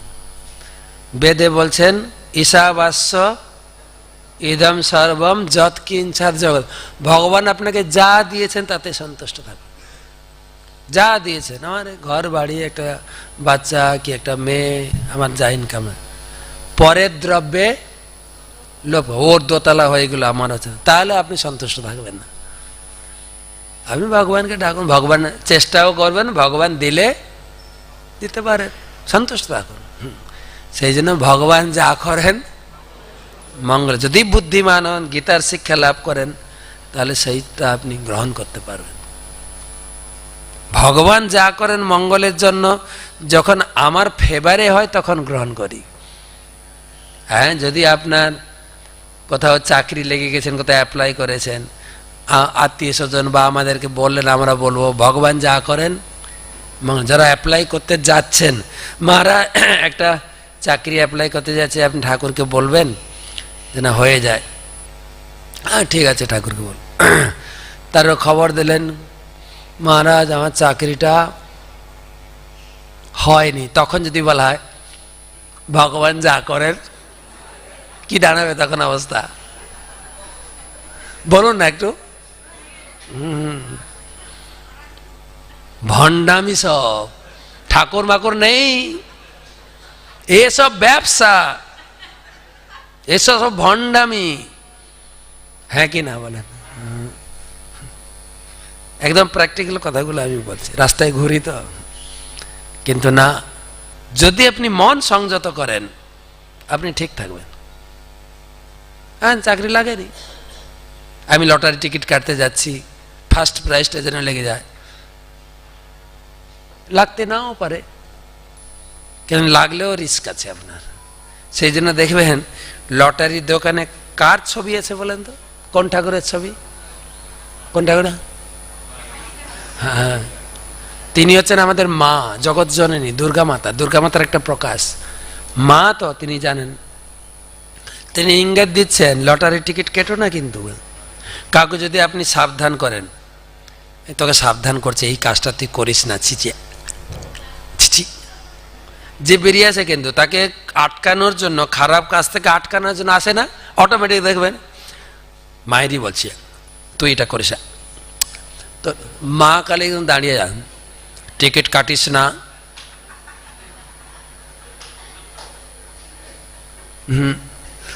না শুনে কাটছে, সর্বশান্ত হয়েছে কিনা? তো সেই জন্য যেটা বলছিলাম যে ভগবান যা করে মঙ্গলের জন্য। বলবো নাকি আরো? আমার তো মন্দিরে যাওয়া হয়। হ্যাঁ, ও রাজার কাহিনী শুনেছেন না, রাজা আর মন্ত্রী। রাজা ভগবানের ভক্ত, মন্ত্রীও ভগবানের ভক্ত, কিন্তু মন্ত্রী বিদ্বান, তার ভক্তিটা ভাবাবেগ ছিল না। গীতা ভাগবতম পড়তো, ঠাকুর পূজা করতো, প্রতিদিন গীতা পড়ে, প্রতিদিন, আর গীতার কথার উপরে পূর্ণ বিশ্বাস। তো রাজা মন্ত্রীর ভিতরে একটা সুসম্পর্ক ছিল। যখন যেখান থেকে রাজ্য জয় করে আসতেন, মন্ত্রীর সঙ্গে শেয়ার করতেন, আজকে যা দিলাম না রাজাটাকে, পুরো রাজ্যটাকে আমি জয় করেছি। মন্ত্রী একটা কথা সবসময় ব্যবহার করে, ভগবান যা করেন। রাজা খুব খুশি হতো, হ্যাঁ ভগবান আমার সহায়, না হলে আমি পারতাম না। কিন্তু তো একবার বনে মৃগয়া করতে গিয়ে শিকার করতে গিয়ে কোনো ক্রমে তার আঙুলটা কেটে যায়। এবারে দুঃখের শেয়ার করছেন, মন্ত্রী আমার কি হবে, আমার আঙুলটা কেটে গেছে, আমি মনে হয় জীবনে আর কারোর সঙ্গে যুদ্ধ করতে পারবো না, সবাই তো আমাকে হারিয়ে দেবে, কি হবে আমার। মন্ত্রীর একটাই কথা, কি আপনি চিন্তা করবেন না, ভগবান যা করেন নিশ্চয়ই ভগবানের কোনো এর পিছনে কারণ আছে, আমরা হয়তো বুঝতে পারছি না। মন্ত্রী তো মন্ত্রীর মতো বলে যাচ্ছে, আপনি দুঃখ করবেন না, কাঁদুন না, দুঃখ করবেন না, ভগবান যা করেন। আর রাজার ভিতরে ভিতরে রাগ বাড়ছে, কি আমার আঙ্গুল কেটেছে আর আপনি বলছেন এটা কি মঙ্গল? তার মানে আপনার কিছু দুরভিসন্ধি রয়েছে যে এই রাজ্যটাকে আপনি ক্যাপচার করবেন। বলছে না, ওই রকম আর কিছু নেই, ভগবান আবার বলছে, আবার যদি বলে রাগটা বাড়বে না কমবে, বলছে আমি আপনার ভালোর জন্য বলছি, ভগবান যা করেন, সহ্যের একটা সীমা আছে কিন্তু। কোথায় আছে পুলিশ, এই গোয়েন্দা বিভাগ, একে জেলে দাও। ওকে ধরে পাকড়ে জেলে নিয়ে যাচ্ছে। জেলে যাওয়ার সময় রাজামশাই প্রণাম, ভগবান যা করেন। সত্যি লোকটা পাগল না? জেলে যাচ্ছে তাও বলছে কি পাগলের পাল্লায় এতদিন ছিলাম রে, বাঁচলাম। হ্যাঁ, আমার আঙুল কেটে গেছে বলে কিনা ভগবান যা করে মঙ্গল, এটা মানা যায়? হ্যাঁ, কাকে নিয়ে সংসার করছি রে, হাঁপাচ্ছে রেগে। অনেক দিন গেছেন, একদিন আবার মেঘা করতে গেছেন, কাল বৈশাখের দিন ছিল, বৈশাখ জ্যৈষ্ঠ মাসে। হঠাৎ কাল বৈশাখের দিন হঠাৎ মেঘ আসে, মেঘ ঝড়ো এসে এত ঝড় বৃষ্টি, সব হারিয়ে গেছে। রাজা একা হয়ে গেছে, গভীর জঙ্গলে খুঁজে কাউকে পাচ্ছে না, রাত হয়ে গেল। এদিকে জঙ্গলে এসেছে ডাকাতের দল, তারা জঙ্গলে কালী মার পূজা করে, কালীর আশীর্বাদ নিয়ে ডাকাতি করতে যায়। কালীর পূজা কারা করে? কারা? ডাকাতরা। আপনারা বলছেন না, আমি বলিনি কিন্তু, আপনারা আমার আবার দোষ দিন। সত্যি যদি আপনি কলকাতার লোক আছেন, কেউ কলকাতার লোক, কলকাতার বিখ্যাত কালী পূজা কোনটা বলেন তো? ফাটাকেষ্ট। ফাটাকেষ্ট ইস্কনের ভক্ত ছিল মানে নাকি, বিখ্যাত ডাকাত ফাটাকেস্টের কালী পূজা। কালী মার কাছে পুজো দিয়ে নরবলি দিয়ে ডাকাতি করতে যেত ডাকাতরা। তারা একটা মানে মানুষকে ধরে নিয়ে এসেছিল, কিন্তু কিভাবে কিভাবে মানুষটা পালিয়ে গেছে। এখন নরবলি না দিলে কিন্তু মায়ের পূজা না করে ডাকাতি করতে যেতে পারছে না, আর পূজাটা সম্পন্ন হবে নরবলি। তো লোক খুঁজতে বেরিয়েছে, খুঁজতে খুঁজতে পেয়েছে রাজাকে। আরে সাবাস রাজা, আজকে মায়ের দারুণ ভোগ হবে। কি ভোগ হবে? রাজবলি। রাজবলি কি বলি হবে? রাজবলি। মা সন্তুষ্ট হয়ে আজকে বেশি দেবে, কিন্তু আমরা বেশি ইনকাম করতে পারবো আজকে, রাজবলি দেবো। ধরে নিয়ে এসছেন, আর ও তো তোর করে কাঁপছে, জোর করে, হ্যাঁ চল, মায়ের ভোগে লাগবি, তোর কি ভাগ্য। হ্যাঁ, এরকম ভাগ্য সবার হয় না গো, হয় না। চলো চলো চলো চলো, নিয়ে আসছে, স্নান করিয়েছে, তেল মাখিয়ে স্নান করিয়েছে, খাইয়েছে। এবারে যুপকাষ্টে ঘাটটা ঢুকিয়ে দিয়েছে। তো পূজারী বলছেন একবার চেক করে নাও শরীরে কোনো খুঁত আছে কিনা, খুঁত আছে কিনা চেক করো, খুঁত থাকলে কিন্তু পুরো শরীর চেক করতে গিয়ে আঙ্গুল কাটা। এ তো আঙ্গুল কাটা, অঙ্গহীন। অঙ্গহীন ব্যক্তি ঠাকুর সেবায় লাগবে না। হ্যাঁ, দুর্ভাগা যুবকাষ্ট থেকে বের করেছে, চর থাপড় দুই একটা লাথি। দুর্ভাগা কোথাকার, মায়ের ভোগে তোর ভাগ্য নেই লাগার। দুর্ভাগা অভাগা কোথাকার।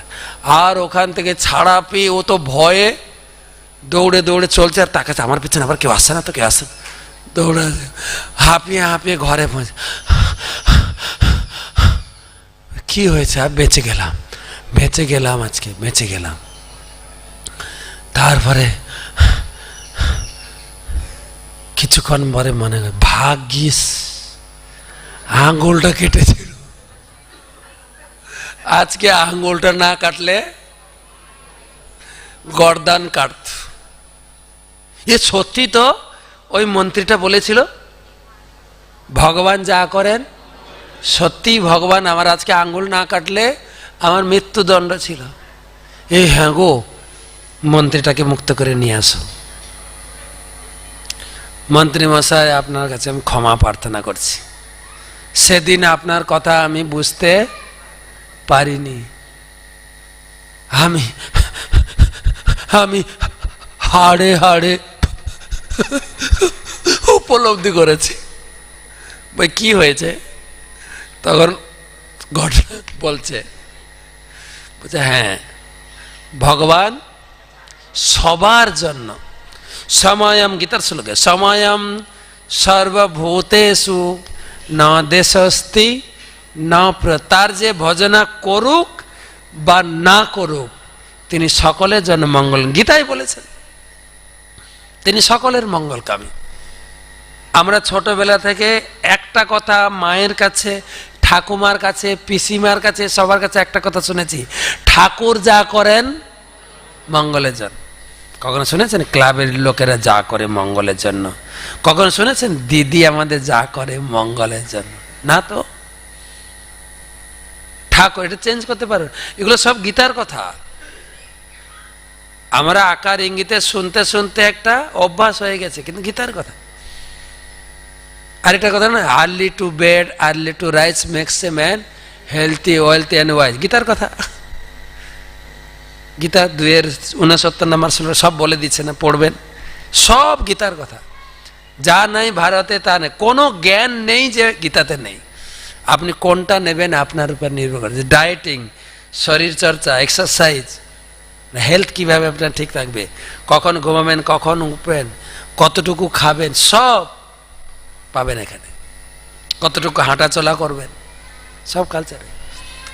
তো ভগবান যা করে মঙ্গলের জন্য, এটা তো বাস্তব। ভগবান কারো, তাকে ভজনা করুক বা না করুক, তিনি কারোর অমঙ্গল করেন না। কিছু কিছু ঘটনা তাকে দুঃখ দিয়ে তাকে লাইনে ফিরিয়ে আনেন, কিন্তু তার অমঙ্গল না। তাকে দুঃখ দিয়ে তাকে সেই পথ থেকে ফিরিয়ে আনেন, কিন্তু দুঃখ না। তাই ভগবান আপনার মঙ্গলই করেছে, আমি উপলব্ধি করেছি। আমি উপলব্ধি করে লোককে বলি। মন্ত্রী বলছেন যে হ্যাঁ মন্ত্রী মশাই, আমাকে ক্ষমা করে দিন, আপনাকে কষ্ট দিলাম। বলছে না না না, কি বলছেন, আপনাকে এত কষ্ট দিলাম জেলে রেখে? আচ্ছা বলুন তো, আমার না হয় আঙ্গুলটা কেটেছিল, আমি বেঁচে গেলাম, আপনাকে জেলে রেখে আপনার কি মঙ্গল হলো বলুন তো? যেহেতু ভগবানের ভক্ত, তাকে বুদ্ধি দেন ভগবান, গীতায় বলেছেন বুদ্ধি ভগবান সবাইকে দেন না। কোথায় বলেছেন ভগবান বুদ্ধি দেন? বলেন বলেন। 10ম অধ্যায়ের 10 নম্বর শ্লোক, তেষাম সতত যুক্তানাম ভজতাং প্রীতিপূর্বকম দদামি বুদ্ধি যোগম তম যেন মাম উপজান্তিতে। যে আমার ভজনা করে তাকে আমি বুদ্ধি দেব। তাকে বুদ্ধি দিলেন, বলছে হ্যাঁ আপনার থেকে আমার মঙ্গল বেশি হয়েছে। বলছে মানে বলবো? এখন ধরতে পারবেন মনে হয়, আমার আশা আছে, কেন আগে বুঝিয়েছেন ধরতে পারেন। দেখেন, আপনি এত আমাকে ভালোবাসেন, আপনার দয়ায় আমি রয়েছি, আর আমিও সেই হিসেবে আপনাকে শ্রদ্ধা করি। আর আমরা দুজন সব জায়গায় যাই, এই স্বীকার করতে গেছেন, সবাই যে গেছে, আপনি আমাকেও নিয়ে যেতেন। সবাই হারিয়ে গেলেও কিন্তু আমি হারাতাম না, আমি আপনার সঙ্গে থাকতাম। আর আপনি ধরা খেয়েছেন, তখন দুজন থাকলে দুইজন ধরা খেতাম, হ্যাঁ কিনা? এবারে আপনার অঙ্গহীন আপনাকে ছেড়ে দিয়েছে, এবারে কোপটা কার গলায় পড়তো? মরতো কে? ভগবান তো আপনাকে দিয়ে আমাকে জেলে রেখে দিয়ে গেছেন। এইটা উপলব্ধি করতে পারবেন যখন মন সংযত হবে। তাৎক্ষণিক আমাদের কিছু কষ্ট, দুঃখ, বিপদ মেনে নিতে পারি না, কিন্তু আপনি হিসাব করে দেখবেন ওইটা না হলে এটা হতো না। অনেক মেয়েরা বা ছেলেরা বলে, মহারাজ কারোর সঙ্গে শেয়ার করতে পারছি না, আপনি একটু সময় দিন, একটু শেয়ার করব। হ্যাঁ, বলতে পারো, কারোর পাল্লায় পড়েছে, তাই না?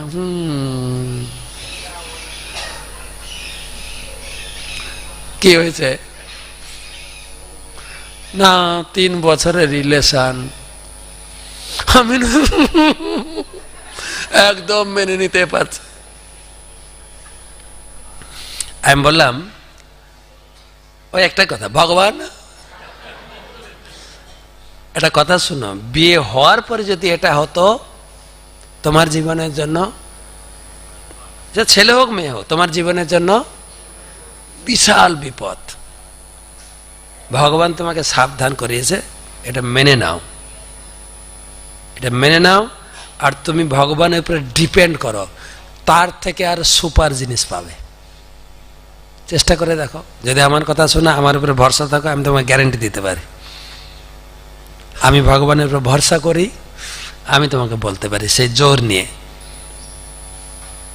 অনেকে মানতে পারে না, করার উপায়ও কিছু নেই, মানে তো ব্যাপারটা আছে, অনেক সময় ঘটনাটা মেনে নিতে পারি না, কিন্তু বাস্তবিক ভগবান আপনাকে ঠেকিয়ে দেয় যে হ্যাঁ, তুমি ওই কাজ করতে যেও না, তোমার ওটা বিপদ হবে। দেখবেন ইঙ্গিত দেবে, কিন্তু প্রতি কাজে আপনি প্রথম ইঙ্গিত পাবেন, কিন্তু অনেক সময় ইঙ্গিতকে তোয়াক্কা না করে আগুনে পা দিতে শুরু করি, তখন আমি পুড়ে যাই।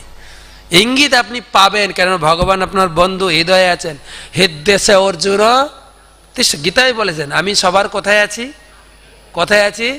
সবার হৃদয়ে আছি, তার আমি হিতাকাঙ্ক্ষী, তাকে আমি সাহায্য করব। হৃদয় থেকে ইঙ্গিত দেবে আপনাকে, এটা করতে যেও না। আমি না বুঝতে পারছি না করব কি, ইঙ্গিত দেবে আপনাকে। যদি আপনি মুখ ফেরে একবার ভগবানকে, ভগবান তুমি আমাকে বলো আমি কি করবো। সবার বাড়িতে ঠাকুর আছে, আপনি পরীক্ষা করেও দেখতে পারেন। আপনার ভারী বিপদ চলছে, দরজা বন্ধ করে ঠাকুরের সামনে হাউ হাউ করে কাঁদতে থাকুন, ঠাকুর আমার আগে পিছে সামনে সাইডে কোথাও যাওয়ার আর উপায় নেই, আমার পিঠ ঠেকে গেছে, আমাকে একটু সাহায্য করো প্লিজ, আমাকে সাহায্য করো, আমি কোন দিকে যাব। ভগবান আপনাকে দেবে ইঙ্গিত, শিওর ইঙ্গিত দেবে, তুমি এটা করো। ভগবান সরাসরি বলতে পারেন, ভগবান কাউকে দিয়ে বলাতে পারেন, এই বেশি দুঃখ করিস না, আমি যেটা বলছি শোন, এটা কর। ইঙ্গিত আপনি কারো না কারোর মাধ্যমে ভগবান, হয়তো যদি আপনি শুদ্ধ হন, ভগবান সরাসরি আসবে। যেহেতু ভগবানের উপরে আপনার এত ভরসা নেই, কেউ না কেউ আপনার হিতাকাঙ্ক্ষী বা কেউ একজন কি বলা যায় গাইডার এসে আপনাকে বলবে, এই তোকে অনেকবার বলেছি, চুপ, যেটা বলি সেটা কর। বার ভালো করে বলবে, দেখ তোকে আমি অনেকবার বলেছি, প্লিজ আমাকে যদি ভালোবাসিস আমার কথাটা শোন। ইঙ্গিত আপনি পাবেন, এই হচ্ছে গীতা। তাই গীতাকে আধার করে জীবন করুন, আপনি সুরক্ষিত হন, আপনার জীবন সুরক্ষিত। তা আমাদের ক্ষুদ্র প্রয়াস, শ্রীশ্রীমৎ ভক্তি পুরুষোত্তম স্বামী মহারাজ তিনি এই গীতা কোর্স চালু করেছিলেন। এই গীতা কোর্সের মাধ্যমে শত শত না হাজার হাজার লোকের জীবনকে আমরা রক্ষা করতে পেরেছি। আমি জানি না আপনারা কতটুকু উপকার পেয়েছেন। আমরা গীতার উপরে অনেক পরিকাঠামো তৈরি করেছি। এখন একটা করেছি 100টা প্রশ্ন, প্রতিটা গীতার ভিতরে আমরা 100টা প্রশ্ন ছাড়ছি, যেটা উত্তর দিলে আপনি মায়াপুর থেকে সার্টিফিকেট পাবেন, ইনভাইট পাবেন গীতা জয়ন্তীতে আসার জন্য, আর আপনি অনেক উপহার পাবেন। এটা যে ফার্স্ট, তারপরে হচ্ছে গীতা কোর্স গ্রেড 1, তারপরে আপনারা নিশ্চয়ই গ্রেড 2তে কিছু লোক ভর্তি হয়েছে, না সবাই ভর্তি হয়েছেন। গীতা খুব গভীর, আপনি যতটুকু জেনেছেন ততটুকু না, কিন্তু বলছে সমুদ্র গভীর, গীতাও গভীর। সমুদ্রে ডুবলে আপনি মরবেন, গীতার গভীরে ঢুকলে আপনি উদ্ধার পেয়ে যাবেন। যত ঢুকবেন, গ্রেড 2টা অবশ্যই করবেন, অবশ্যই করবেন গ্রেড 2। এবং শুধু তাই না, যদি আপনি গীতা কোর্স করে উপকার পেয়ে থাকেন, আপনি নিশ্চয় আপনার আত্মীয় স্বজনকে বলবেন। যদি আপনি লক্ষ্মী ভাণ্ডার পেয়ে যান, আপনি আপনার অন্যান্য মহিলাদের যাদেরকে ভালোবাসে তাদের বলবেন কি না, এই তুই তুই তুই তুই লক্ষ্মী ভাণ্ডার করেছিস? না রে। আরে সে কি রে, ফ্রিতে পাচ্ছি 1,500 টাকা। আমি তো লেখাপড়া জানি না, আমি ফর্মটা ভরে দেব। অনেক লোক বলে না, আমি গীতা পড়তে জানি না, কি করব? আপনি এত কথা বলে দিলেন। একজনকে বলছি, পিসিমা আপনার লক্ষ্মী ভাণ্ডার আছেন? হ্যাঁ। কত টাকা করে পান? 500 টাকা। আপনি তো লেখাপড়া জানেন না, তো লক্ষ্মী ভাণ্ডার করলেন কি করে? বলছে তার মানে ফর্ম ভরলেন কি করে? লক্ষ্মী ভাণ্ডার তো এমনি হয় না, ফর্ম ভরতে হয়েছে কি না? ফর্ম ভরতে হয়েছে কিনা গো? হ্যাঁ, ফর্মটা নিয়ে জমা দিতে হয়েছে কিনা? আমার না একজন পড়োশি করে দিয়েছে, পড়োশিকে দিয়ে গীতাটা পড়াবেন, শুনবেন, হবে কি না? অন্যান্য আমি যেটা পারি না অন্য লোক দিয়ে করাচ্ছি কিনা, কিন্তু গীতা পড়ার সময় 3 নম্বর হাত ইউজ করি। পড়াশোনা জানি না, সময় নেই। যত ধর্মের ক্ষেত্রে কয় হাত ইউজ করি? 3 নম্বর হাত। তো সেই জন্য গীতাকে তো গীতা আপনি শেয়ার করবেন, শেয়ার করবেন। হ্যাঁ, প্রথমে আপনারা 100টা প্রশ্ন দিয়ে দেন, গীতা পড়বে, কত নম্বর শ্লোকে উত্তর পাবে, এই প্রশ্নটা কত নম্বর শ্লোকে পাবে লেখা আছে। প্রচুর লোক করছে। যেরকম আমরা 1 লক্ষ গীতা নিয়ে যাচ্ছি, কুম্ভ মেলাতে বিতরণ করব। কুম্ভতে থাকছি আমরা, কুম্ভ মেলা, তো আপনারা আসতে পারেন। কুম্ভ এবার মহাকুম্ভ হচ্ছে প্রয়াগে, এলাহাবাদে। তো প্রতিটা গীতাতে প্রশ্ন থাকবে। তো প্রথমে 100টা প্রশ্নের উত্তর দিতে পারেন। তো মোবাইলটা দেখি।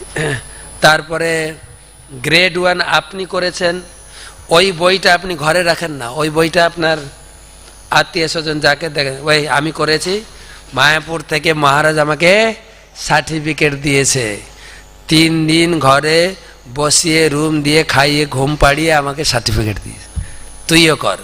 আমাদের সে সিস্টেম আছে, বই কিনতে হবে না, শুধু রেজিস্ট্রি খরচা কত লাগে যেন, হ্যাঁ, গীতা কোর্স 500 টাকা, বই না, বই লাগবে না, সে অপশান তো আমাদের আছে।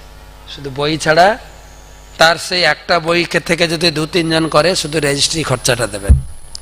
যাই না আছে কিনা অপশান, আগে তো আমরা শুরু করেছিলাম, তো 100 টাকা, 150 টাকা, 200 টাকা যেটা আছে আপনারা যে বলুন, ওই বইটাকে করুন, তার বেশি টাকা লাগবে না, বইটাও আপনার কাজে লাগবে, করুক।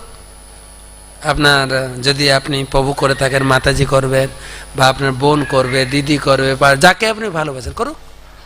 আর নাহলে নতুন বই কিনে দেন, করুক, কোর্স করবে। আপনাকে প্রচার করতে হবে, তাহলে ভগবান বলেছেন প্রচার করলে ভগবান বেশি খুশি হন, ঠিক আছে? তো তাদের জীবনটাও পাপ থেকে রক্ষা পেয়ে যাক, তো আপনার প্রচার করবেন। যদি 100 প্রশ্ন আপনি চান, আমাকে হোয়াটসঅ্যাপে লিখবেন, আমি হোয়াটসঅ্যাপে পাঠিয়ে দেবো।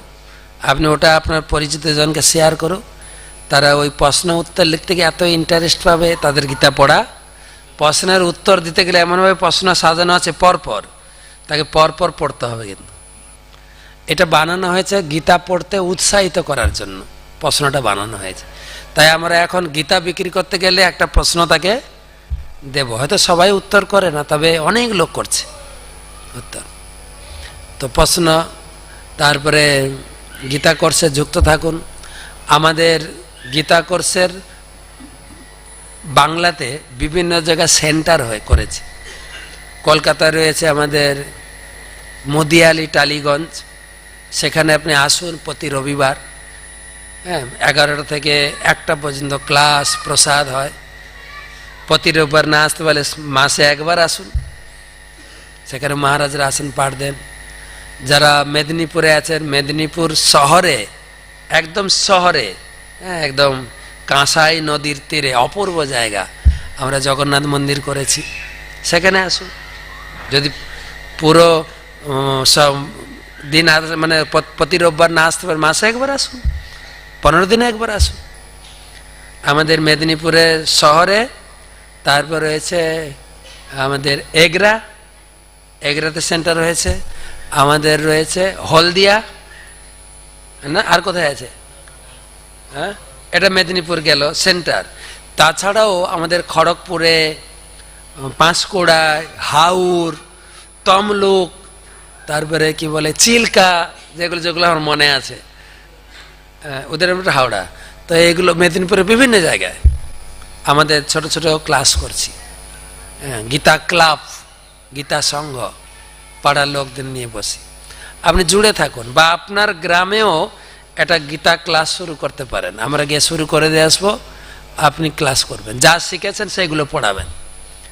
তারপরে হাওড়াতে রয়েছে আমাদের উদয়নারায়ণপুর, আমতা, উলুবেড়িয়া, মেনলি উদয়নারায়ণপুরে আমাদের মন্দির পরিকাঠামো হয়ে গেছে।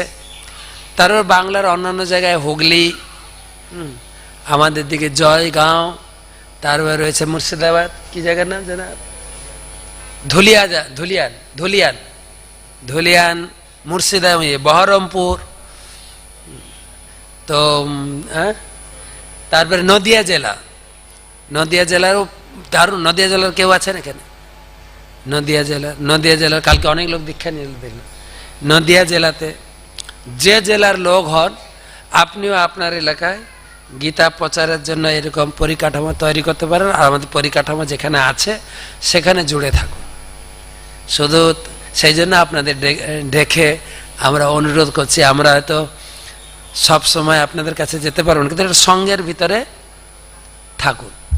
আর যে যে কাজে আছেন কাজে যুক্ত থাকুন, কর্তব্য ভালো করে করুন, সবাইকে সম্মান দিন, বিশেষ করে গুরুজনদের, বয়স্কদের, তাদের সম্মান করুন। তাতে আমরাও ভালো থাকবো গুরুজনদের আশীর্বাদ নিয়ে, আর আমরা গুরুজনদের সম্মান করে তাদের আশীর্বাদে আমি ধীরে ধীরে আমার জীবনকে উন্নত করতে পারবো। সবাইকে ধন্যবাদ। হরে কৃষ্ণ।